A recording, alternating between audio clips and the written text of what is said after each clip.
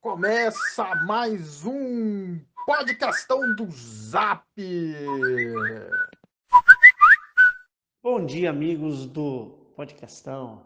Meu nome é Eric e dou um bom dia numa segunda-feira um pouco fria, 13 graus nesse momento, mas vamos lá. Uma pirula muito rápida aqui sobre digamos assim, imbróglio em relação à escolha do ministro da Educação, né, que tivemos o glorioso ministro Weintraub, que hoje ele está fazendo uma visitinha lá nos Estados Unidos, né? Não fugiu. Mentira que ele fugiu. Então, a gente teve um novo indicado, né? Que é o Renato Feder. Feder, hein? E a indicação dele já durou pouco, porque ele no tweet dele nesse final de semana, né? Na verdade, ele diz que recusou, né, declinou a, a indicação, né? E ele, né, pela indicação dele, agradaria ah, parte do centrão, né? Um centrãozinho, né? Porque não é mais tão centrão assim, não tem tanta força, mas está se articulando, né? Então ele está pequeno agora para virar um grande monstro no futuro. E ele tinha um apoio também, né? Porque ele é um secretário de educação no Paraná. Ele tinha apoio, né, simpatia do Ratinho Júnior, que é governador do estado do Paraná, que é do PSD, está ligado ao Gilberto Kassab, né? E ele saiu, né? Ele recusou, né, o convite e ainda por cima, no final, ele teve que se defender. Por quê? Por mais que tivesse apoio talvez e teria do Centrão, ele não teve apoio da ala ideológica do governo, né? Tanto na parte dos olavistas, quanto na parte da ala evangélica, né? Isso está numa reportagem no R7, que ele teve até que desmentir ideologia de gênero. E isso ele postou na, nas redes sociais, né? Teve que rebater críticas, falando que ele nunca apoiou livros que tenham conteúdos de ideologia de gênero. E agora parece, né, que está surgindo um novo nome aí, que era uma ex-assessora do no caso da campanha do Ciro Gomes, né? Então vamos ver como é que vai ser. Esse nome dela é um pouco complicado, depois eu vou investigar a questão, né? E ela parece que tem apoio da ala ideológica do governo e até também parece da evangélica. Vamos ver o que vai acontecer nos próximos capítulos, mas de resumo é isso nessa pílula matinal no podcastão.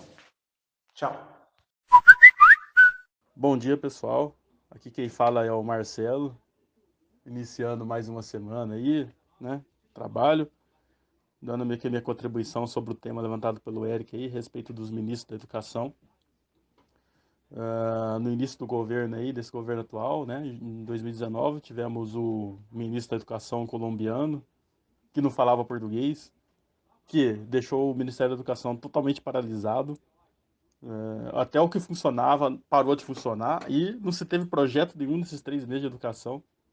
Caiu realmente porque a situação ficou totalmente insustentável. Já era. Não havia mais condições. Quando chegou em abril de 2019, ele teve que sair, né? Vamos dizer assim, saíram com ele, né? Depois tivemos o Abraham Weintraub, né? Que esse ele conseguiu ser odiado pelo Brasil todo, né? Uma pessoa totalmente ideológica que odiava a universidade, parece que ele odiava a educação. Ele era inimigo das universidades. Então, é, foi chegando a um ponto também que não teve condições de se manter. O projeto que tentou fazer não vingou, futura-se, né? que era um dos projetos dele, não foi para frente, quer dizer, nem saiu do papel praticamente. E depois de atacar o STF aí e começou a ficar acuado, ele teve que sair e saiu meio que fugido, né? Meio que fugido, daqui foi pro Chile, parece, foi para os Estados Unidos, né? Com medo de algum represário da justiça aí, né? E, e agora tá fugido, né? É, Depois tivemos o senhor que aumenta o currículo, né? É, E assim, né? É engraçado que é achar que ninguém vai investigar, né? Ele coloca que tem pós-doutorado na Alemanha, né? E tudo. Não, mas ninguém vai investigar isso aí, né? Ninguém vai procurar ver mesmo se realmente fez, né? Então, o próprio reitor da Universidade da Argentina lá desmentiu, né, o currículo dele, e ele não tinha as atribuições que ele dizia no currículo. E o interessante é que ele saiu no dia 30, né? Porque ele entrou dia 25, né? Ele foi nomeado, saiu no Diário Oficial, ele foi nomeado, e no dia 30 ele foi exonerado porque também se tornou insustentável a situação dele devido a aumentar o currículo, né? Dele, né? Assim, né? E ele colocou no currículo dele que ele foi ministro da Educação. Querendo ou não, ele foi 5 dias ministro da Educação, já é uma coisa a mais para colocar no currículo, né? Então, enfim, né? Mas, assim, interessante que eu estava pesquisando agora aqui, né, na internet, né? Na verdade, eu já sabia, estava só confirmando algumas coisas, mas para você ser reitor de uma universidade, né? Você precisa ser doutor, né? Ter o título de doutor e ter pelo menos 5 anos como atividade acadêmica. 5 anos. No centro universitário. Então, para você ser reitor daquela universidade, você tem que estar trabalhando naquela universidade há 5 anos, lecionando, ter o título de doutor, para você ser reitor de uma universidade federal. E para ser ministro da educação, você não precisa disso. Porque o ministro da Educação, de acordo com a Constituição, ele é de livre escolha do presidente da República. A única exigência é que ele seja brasileiro, né? Ou seja naturalizado. E ser maior de 21 anos. Ser maior de 21 anos e ter os seus direitos políticos, né? Tá com seus direitos políticos. Então, ou seja, né? Podemos, para ser reitor da universidade, você precisa ser professor doutor, mas para ser ministro, né? Que na hierarquia o ministro da educação está acima, né? Porque ele comanda essa universidade.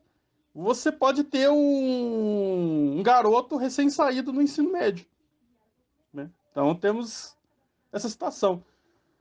E, assim, é uma situação complicada, porque é, o presidente pode, né, nomear, né, alguém ali e essa pessoa vai ter a prerrogativa ali de nomear reitor de universidade e tudo mais, né? Então, eu vejo assim, eu vejo que eu sou a favor do Estado técnico, né? Muitas coisas aí precisariam ser mudadas, mas é muito difícil, mas precisaria-se a pensar nisso, a exigir conhecimento técnico dos chefes de Estado. Porque, teoricamente, os políticos, né? É muita nomeação política, é muita indicação de gente que não conhece nada do assunto, não só no Ministério da Educação, como em todas as áreas. E, assim, essas pessoas são, teoricamente, as pessoas que deveriam estar ali para pensar em políticas, né? Para essas áreas, educação, saúde, transporte, infraestrutura, né? Defesa, ciência e tecnologia, né? E tudo mais. E o que se tem é que o comando, né? Que é a cabeça ali em cima, a gente não tem essa exigência que tem para quem está embaixo. Então, ou seja, quem está embaixo que precisa ter uma qualificação grande, ou seja, um servidor público concursado que entra para trabalhar no Ministério da Educação, que às vezes estudou muito, passou muito tempo estudando, o cara precisa ter curso superior, o cara precisa ter especialização na área, todo mundo sabe as exigências que tem para passar no concurso público, tá ali subordinado ao ministro que é uma pessoa totalmente inexperiente, uma pessoa totalmente sem qualificação, muitas vezes, que está ali por indicação política, porque é amigo, e isso não só acontece também no nível federal, mas acontece também no nível estadual e nível municipal, entendeu? Então, o serviço público muitas vezes acaba ficando batendo cabeça, bate cabeça, porque quem está em cima que deveria comandar não tem essa capacidade, então quem está embaixo fica batendo cabeça. E aí você tem política pública que não vai para frente, porque o que um governo começa, o outro não continua, você não tem um projeto a longo prazo, né? Não temos um projeto a longo prazo de eu pensar assim, eu vou iniciar um projeto agora, mas esse projeto não vai terminar no meu governo, esse projeto vai terminar daqui 30 anos, entendeu? Não tem esse pensamento. A política no Brasil não é pensada a longo prazo. O político ele pensa na reeleição, ele pensa, ele pensa tudo a curto prazo. É daqui 2, 3 anos para mim conseguir me reeleger e depois que eu reeleger eu quero colocar o sucessor, entendeu? E assim, isso foi desde há muito tempo. Então, o Brasil vive essa descoordenação em todas as áreas do setor público, justamente por causa disso, né? É, Eu sou muito a favor de Estado técnico. Estado técnico. Eu acho que quanto mais técnico a gente tiver na administração pública, quanto mais engenheiro a gente tiver, quanto mais administradores profissionais que a gente tiver, entendeu? Quanto mais pessoas conhecedoras da área a gente tiver, a gente consegue se organizar melhor e ter política pública melhor, mais coordenada, entendeu?